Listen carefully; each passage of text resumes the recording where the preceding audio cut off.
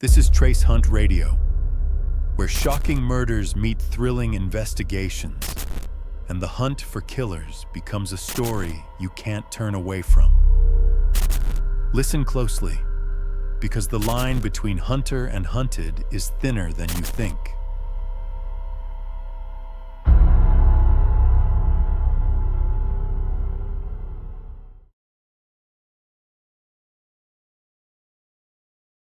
Paris in the 1920s.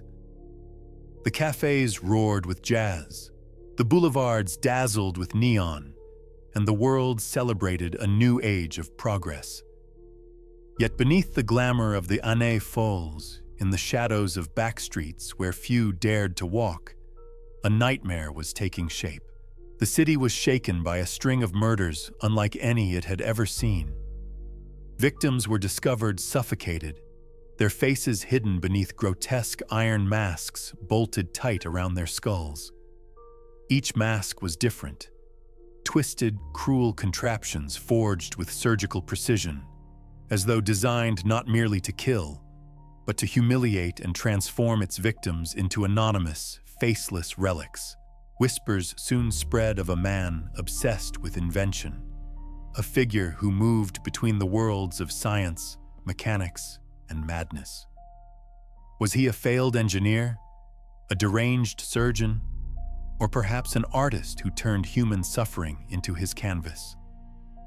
The police searched tirelessly, but the Iron Mask killer seemed always one step ahead, vanishing into the smoke of Paris's industrial alleys. This was not murder for money. It was not passion. It was craft. A twisted showcase of invention turned into torture. Tonight, we peel back the veil on one of the darkest legends to emerge from Paris's criminal history: the Iron Mask Killer. The night it began was damp and heavy with smoke from the factories along the Seine. Paris in 1921 was alive with music and lights, but in the industrial quarter near Belleville, the streets were different. Narrow, dim, and echoing with the clatter of machines that never slept. A rag picker searching the alleys for scraps stumbled across something that froze him in place. At first, he thought it was a drunk slumped against the wall. Then his lantern revealed metal, gleaming under the soot-stained bricks. The body of a man sat upright, his hands bound, his head sealed inside a grotesque iron mask. Bolted at the sides, its design was crude but deliberate, the surface hammered into sharp ridges that distorted the face beneath. No features were visible, only the suggestion of a mouth and nose pressed cruelly against the metal. The rag picker dropped his lantern and ran screaming into the night. When Inspector Armand Lefebvre arrived with his men, the street had already filled with onlookers, their whispers rising above the hiss of gas lamps. The officers struggled to remove the mask, only to discover the bolts had been tightened with a craftsman's precision. It took nearly an hour with tools to pry it free. By then, the man inside was long dead, suffocated in silence. His name was Pierre Lambert, a factory worker known for repairing engines. The scene shook even hardened policemen. This was no brawl, no drunken stabbing in an alley. This was a performance. The mask had been designed, constructed, and applied with intent, not merely to kill, but to transform a man into an object, faceless, nameless, consumed by iron. By dawn, the newspapers had their story. "Murder by mask," blared the headlines, complete with lurid sketches of the contraption. In the cafes, the talk was of horror and disbelief, but in the mind of Inspector Lefebvre, one thought gnawed deeper than the rest. This was not an isolated crime. It was the beginning of something far darker. The horror of Pierre Lambert's death had barely settled when Paris was struck again. Just 3 weeks later, another body was discovered, this time in the Latin Quarter. A street performer named Camille Fournier, known for juggling outside cafes, was found in a courtyard at dawn. Her face was hidden beneath a new mask, thinner than the first, but crueler. This one was shaped into a mocking smile, the lips curved upward in a grotesque parody of laughter. The police, already stretched thin, recognized the work instantly. The bolts, the rivets, the metal hammered by a steady hand. It was the same craftsman, the same killer. Camille had not simply been murdered. She had been displayed, as if her death was meant to be seen by the mourning crowd. Inspector Lefebvre studied the mask for hours.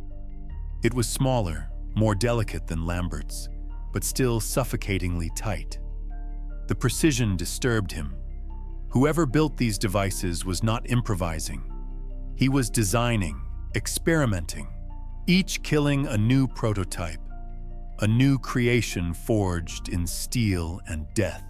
The public was horrified, yet morbidly fascinated. Newspapers printed detailed sketches of the masks, comparing them to medieval torture devices. The term Iron Mask Killer first appeared in Le Petit Parisien, and within days, the name was on every lip in Paris. As weeks turned into months, the bodies began to accumulate.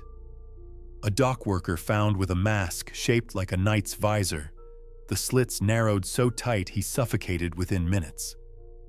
A seamstress discovered near the Gare du Nord, her mask riveted shut without even holes for breath. A cabaret pianist left, slumped across his instrument, the mask hammered into ridges that echoed the black and white keys beneath him. Each victim was chosen from different walks of life, yet all shared one fate: their identities stolen, their humanity erased, replaced by the cold anonymity of iron. The fear spread faster than the murders.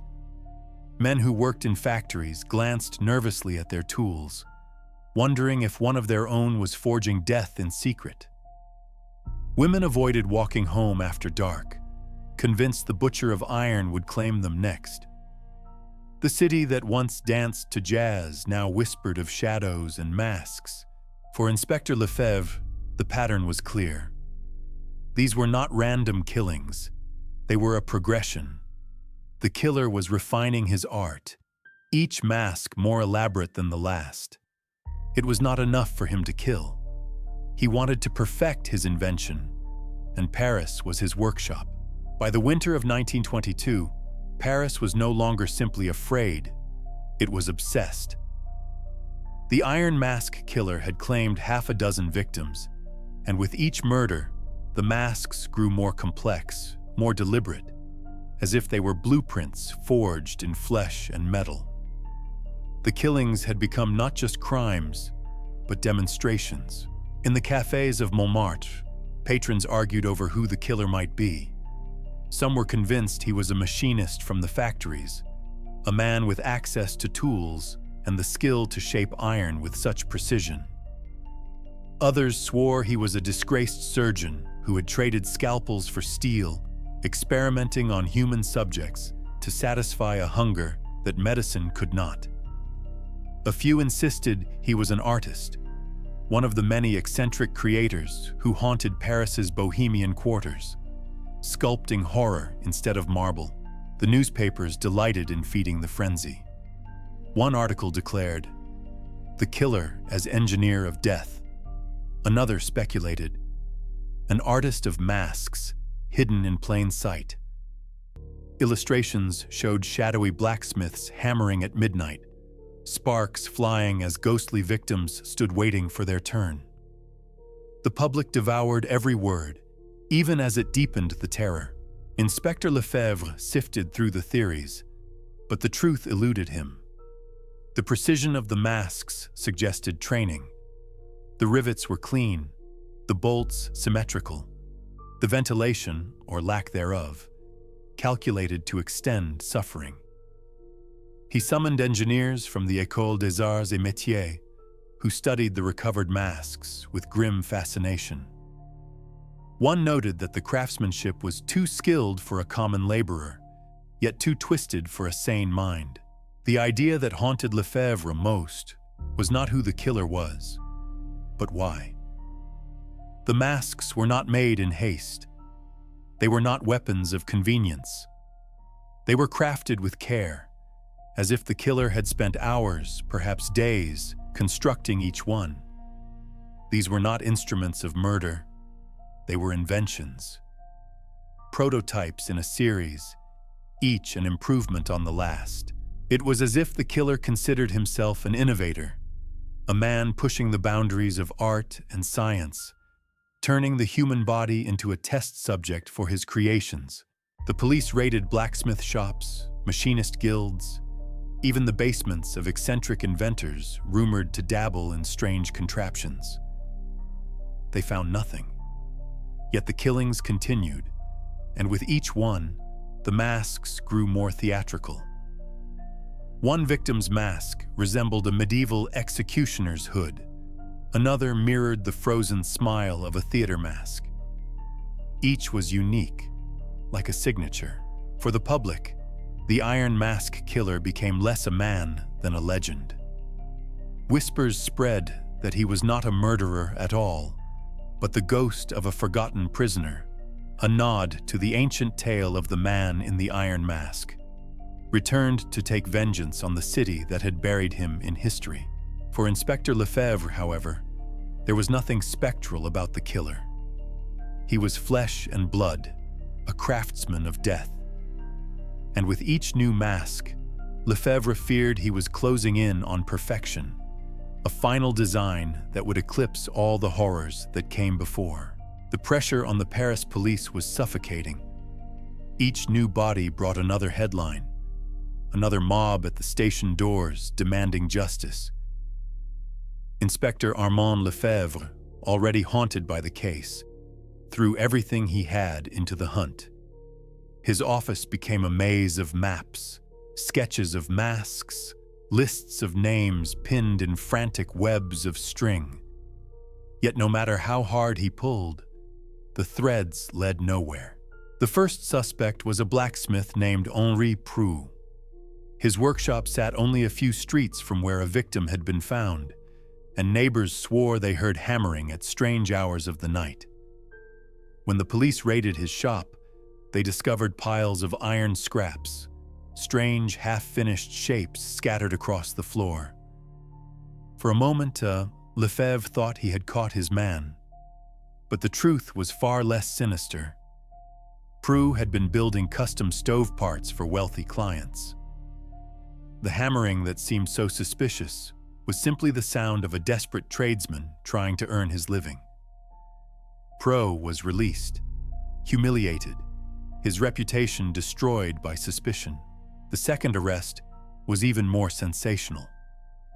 A surgeon named Dr. Louis Morel, once celebrated in Paris's medical circles, had fallen into disgrace after a failed operation killed a prominent politician's son. Rumors swirled that he had descended into madness, conducting bizarre experiments in his private clinic. When police stormed his residence, they found shelves of surgical instruments and sketches of anatomical studies pinned to his walls. The newspapers declared him the Iron Mask killer before the trial had even begun. But under questioning, Morel proved his innocence. His notes, while unnerving, were remnants of a career lost, not evidence of murder. No bloodied masks, no victims' belongings, nothing to tie him to the crimes. He too was released. Each false lead fueled the public's rage. Crowds spat at the police in the streets. Le Petit Journal mocked them with cartoons of officers chasing shadows while a masked figure danced in the fog. The ridicule cut deep, but worse was the sense that the killer himself was laughing along with them. Lefebvre turned to bait operations. Young officers dressed as seamstresses or factory workers, sent into the foggy alleys with plainclothes detectives trailing behind. They walked the same paths as the victims, lingered in the same districts, waited for the shadow to fall. But the Iron Mask killer never appeared. Night after night, the operations ended in silence. It was as if the killer could smell the trap, as if he were watching from the darkness, always one step ahead. Some in the force began to whisper that there was more at play than chance. How could the killer always avoid them? Did he have eyes inside the police? Was someone feeding him warnings? Lefebvre dismissed the idea in public, but the thought gnawed at him in private. The longer the hunt dragged on, the more fractured the investigation became. Some detectives were convinced the killer was a machinist, hiding among the factory workers.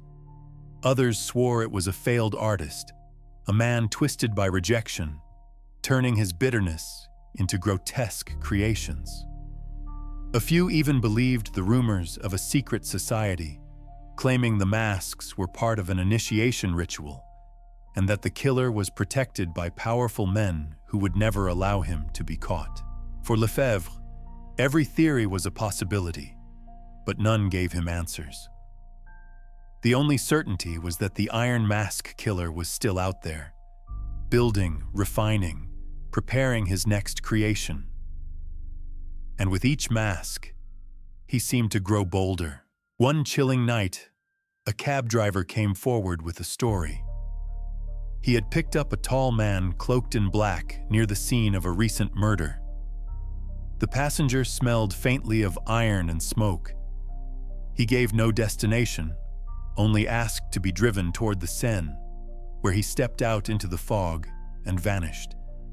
The cabbie's description was vague, little more than a shadow, yet for Lefebvre, it was the closest he had come to glimpsing the man he hunted. Still, the killer remained untouchable. Each time the police thought they had cornered him, they found only smoke, only silence. And always, another body followed. The hunt dragged Lefebvre deeper into obsession. He rarely left his office, surviving on black coffee and the constant scratch of pencil against paper as he redrew the masks, over and over, searching for patterns. His colleagues whispered he was unraveling, consumed by the very shadow he pursued. But for Lefebvre, there was no choice. He was locked in a duel with a phantom, and losing. The papers had turned the Iron Mask killer into a legend, a phantom craftsman, a master of death. But behind the sketches, the fear, and the headlines, there were lives. Ordinary Parisians whose faces were erased by iron, whose voices were silenced before their time. Pierre Lambert was the first. A factory worker, 32 years old, known among his colleagues as reliable, quiet, and devoted to his family. He had 2 children who waited each night for him to come home smelling of oil and smoke. On the night of his death, he had stayed late to repair a broken engine. His body was discovered hours later, his face hidden behind a crude mask that suffocated him before he could return to his children's embrace. At his funeral, his wife wept so fiercely she fainted before the coffin reached the earth. Camille Fournier was only 20, a street performer who juggled outside cafes in the Latin Quarter. Locals remembered her laughter, the way she turned the gray stones of Paris into a stage.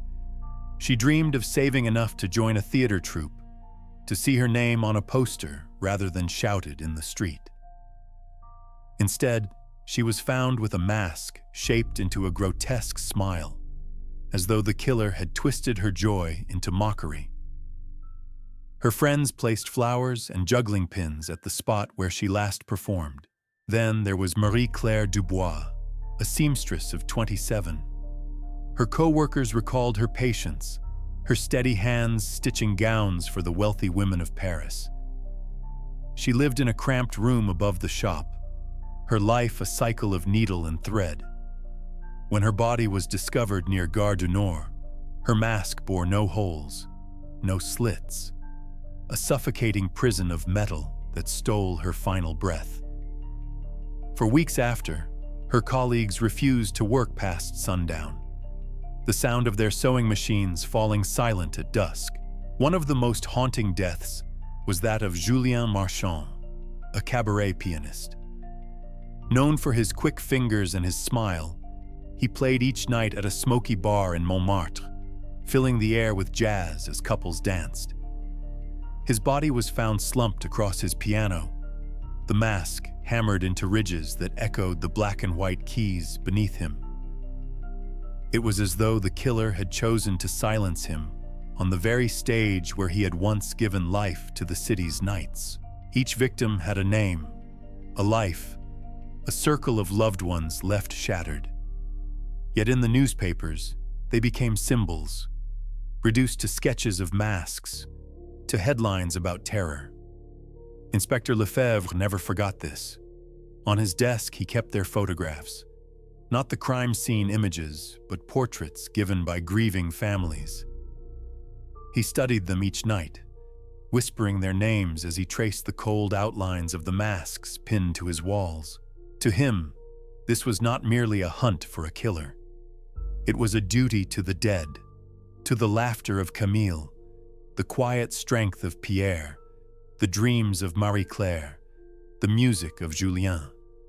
The Iron Mask killer had stripped them of their faces, their humanity, but Lefebvre vowed he would not allow them to be forgotten. And still, as Paris buried its dead, the city waited in dread for the next mask to appear. Because if there was one truth the victims' lives revealed, it was this: the killer did not choose at random. He chose carefully, crafting each mask not only to kill, but to tell a story. And Paris feared the next chapter was already being written in steel. By the spring of 1923, the murders had become more than crimes. They had become a sickness infecting the very soul of Paris. By day, the city still glimmered with its usual splendor. Jazz spilled from cafes, writers argued in smoke-filled salons, lovers strolled along the Seine.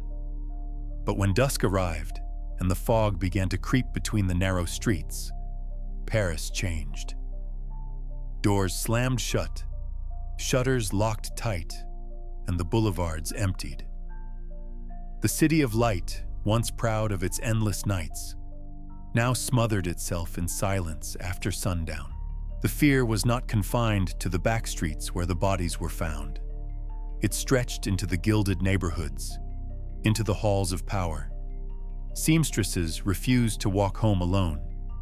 Factory workers demanded earlier shifts. Even the cabarets of Montmartre, once defiant havens of music and laughter, grew thin as customers stayed home rather than risk the fog. The newspapers stoked the terror with every issue. One headline screamed, "Paris held hostage by the Iron Mask killer." Another declared, "A Ripper in the City of Light." Comparisons to Jack the Ripper were inevitable, and soon foreign correspondents descended on Paris, eager to report on Europe's new phantom. British papers suggested the killer might even be the Ripper himself, escaped across the Channel. German journalists speculated about secret societies, tying the masks to medieval torture devices. With each article, panic deepened. Vigilante groups began to form, patrolling streets with clubs and lanterns. Innocent men were cornered and beaten for no crime other than carrying tools or walking alone. Rumors spread like wildfire. The killer was a machinist, a surgeon, a priest, a foreigner. Some swore they saw him slipping through the mist. Others claimed he wore a mask himself, blending into the crowds by day, stalking by night. The police were caught in an impossible bind.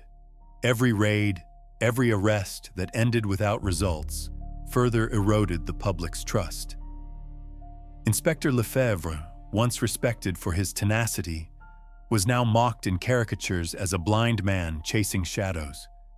Yet no one, not even his harshest critics, could deny that the killer was always one step ahead. The hysteria seeped into daily life in strange, chilling ways.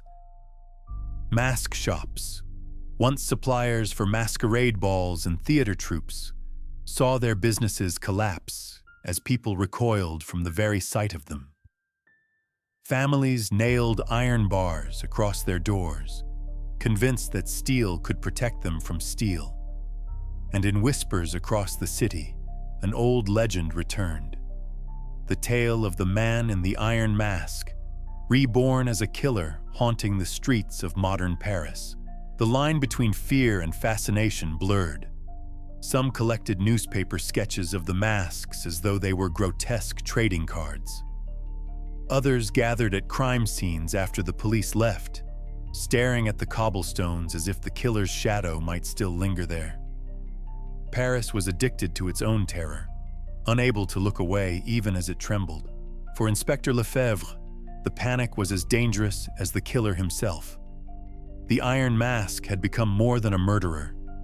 He was now a myth, a phantom given life by the very city he terrorized. And myths, Lefebvre knew, were harder to kill than men.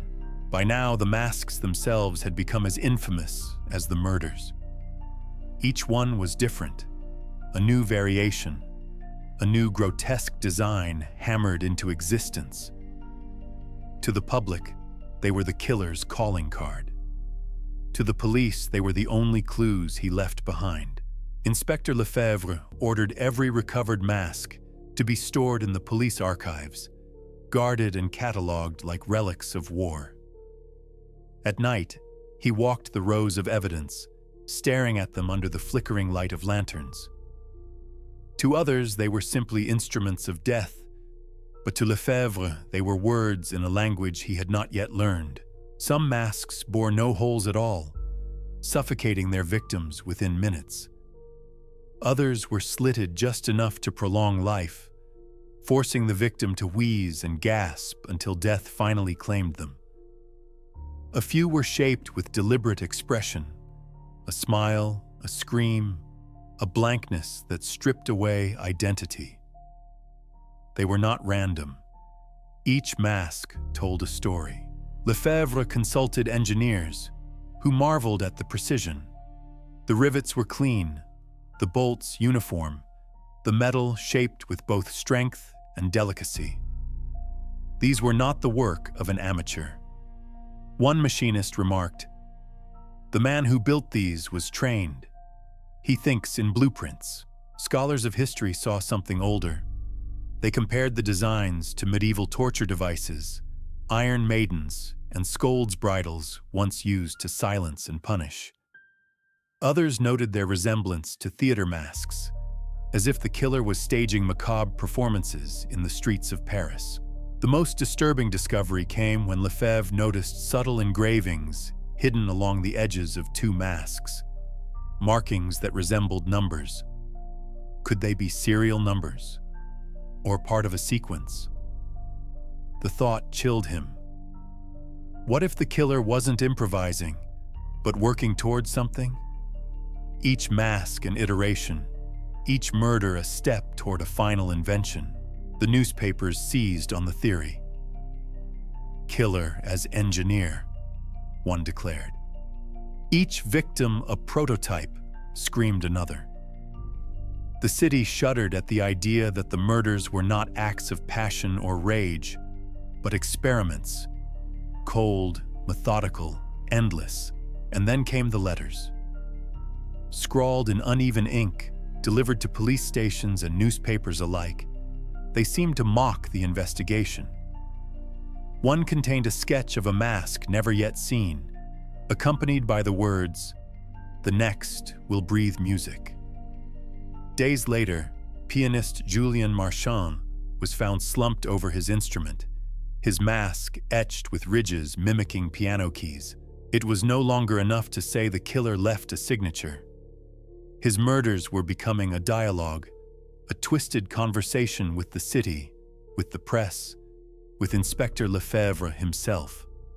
Each mask was a message, and Paris was being forced to read. Lefebvre, exhausted and hollow-eyed, admitted to his closest confidant that he no longer felt like he was chasing a man. He was chasing an idea, an obsession that had taken human form. The Iron Mask killer did not simply kill, he crafted. He built death like an invention, and each invention carried his name in iron. The winter of 1923 was colder than most. Snow dusted the rooftops, muffling the city's usual hum. But Paris still lived in fear of the Iron Mask. For weeks there had been no murders. Some dared to hope the nightmare had ended. Inspector Lefebvre, however, felt the opposite. The silence was too deliberate. It was not the end. It was the pause before something worse. That something arrived on a fog-choked January morning. A crowd gathered at the steps of the Théâtre du Châtelet, where the doors stood half open despite the hour. Inside, the gaslights burned dim, casting shadows over a scene so ghastly it left even hardened officers speechless. On the grand stage, in front of the heavy velvet curtain, sat the body of a woman dressed in a performer's costume. Her hands were tied to the armrests of a wooden chair, her head locked inside a mask, unlike any seen before. This one was polished, gleaming in the lantern light, shaped into a theatrical comedy mask, its mouth frozen in a grotesque grin, its eyes wide with mockery. The audience seats were empty, but the staging was clear. This was a performance. A murder arranged as theater, the victim forced into the role of player and prop in a final act designed for Paris to witness. Lefebvre stood at the foot of the stage, his chest heavy. The mask was flawless. No jagged rivets, no crude hammering. It was smooth, symmetrical, finished. For the first time, the killer had achieved something close to perfection, an invention completed. As officers searched the theater, they found a note pinned beneath the chair. Written in the same uneven ink as before, it read, "Applause is no longer needed. The work is done." The press erupted with frenzy. "The Iron Mask Killer's final act," screamed the headlines. Crowds swarmed the theater, desperate to glimpse the stage before the police cleared it. Some claimed the mask was a mockery of Paris itself, a laughing face turned back on the city that had failed to stop him. But as the shock faded, one truth became clear. This was the last murder. Days passed, then weeks, then months. No more bodies, no more masks. The Iron Mask Killer had vanished as suddenly as he had appeared, leaving behind only the theater of death and the phantom of his legend. For Inspector Lefebvre, it was no victory. He stared at the final mask for hours in the evidence room, running his hand across its smooth surface. It was complete. That was what terrified him most. The killer had not stopped because he was caught, or because he grew careless. He had stopped because, in his mind, the invention was finished. The murder at the Théâtre du Châtelet was the end, and yet, in another way, it was only the beginning. The police scoured every inch of the theater, dragged the Seine for evidence, interrogated machinists, engineers, and theater workers. Nothing. No trace of the killer was ever found. It was as if, after delivering his final act, he dissolved into the fog of Paris and never returned. Inspector Lefebvre filed report after report, his handwriting jagged with exhaustion. To his superiors, he admitted defeat. To his own notes, he confessed something darker, that the killer had not been stopped, but had simply declared his work complete. The thought haunted him for the rest of his career. He retired years later a broken man, remembered less for his decades of service than for the one phantom he could never catch. The masks themselves became the legacy. Locked away in the archives of the Préfecture, they were studied like cursed artifacts. Engineers examined them for clues. Scholars compared them to medieval relics. Journalists sneaked sketches that fueled new waves of fascination. Each mask carried its own horror, suffocation, silence, mockery. Yet together they formed something larger, the twisted signature of a mind that saw death as invention. Theories grew as the years passed. Some believed the killer had been a machinist who fled the city once his obsession was fulfilled. Others swore he was a surgeon, hiding behind respectability until his madness consumed him. A few clung to darker tales, that the Iron Mask killer was not one man at all, but a group, a secret society that used the murders as initiation rituals before disbanding in silence. There were those who whispered of something stranger still, that the Iron Mask killer was the ghost of the man in the Iron Mask, escaped from history, punishing Paris for centuries of silence. These tales, half believed, half feared, grew in smoky taverns and midnight conversations, giving the killer a second life as myth. For the families of the victims, there was no myth, only grief. Only the empty spaces left by sons and daughters who never came home. For them, the masks were not symbols or curiosities. They were prisons that stole breath and identity. But for the city, the Iron Mask killer became something else, a legend that refused to fade. His story was passed on like a warning. When fog rolled heavy over the Seine, when footsteps echoed too loudly in narrow alleys, some said you could feel him still, watching, measuring, waiting for a new face to claim. And so he slipped into the same shadowed pantheon as Jack the Ripper, the Zodiac, and all those predators whose names became myths precisely because they were never unmasked. His identity lost, his motives unknowable, his work incomplete in the eyes of history. What remains are the questions. Who was he? Why did he choose masks, inventions of cruelty rather than weapons of speed? Why did he stop when he did? And most haunting of all, if his work was finished, what exactly had he been building toward all along? No answers were ever found, only silence, only iron, only legend. And so, the Iron Mask killer remains, a phantom of the 1920s, his shadow still lingering in Paris, a craftsman of death who turned invention into torture, and who vanished as easily as the fog that swallowed him.